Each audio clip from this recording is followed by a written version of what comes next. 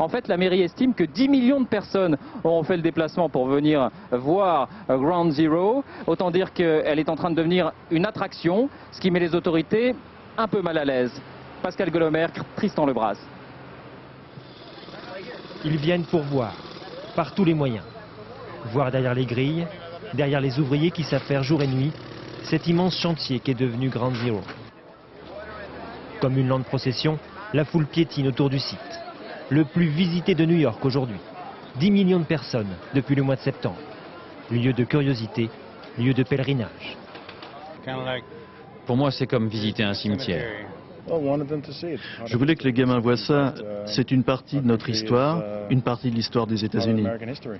Nous, on a un devoir à faire pour l'école sur le World Trade Center.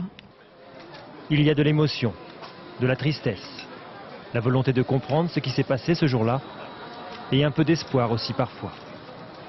Le fait que tous ces gens soient simplement réunis aujourd'hui, de voir tout le monde rassemblé, oui, cela a quelque chose de réconfortant.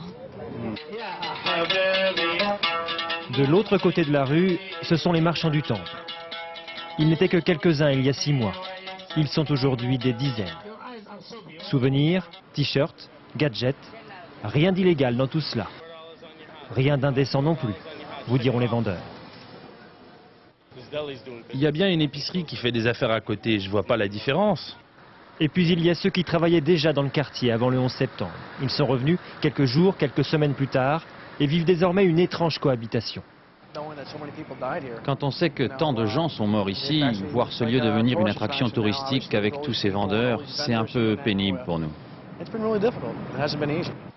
La cohabitation va pourtant se prolonger pendant plusieurs années, le temps que le quartier se reconstruise et tente de vivre à nouveau, normalement.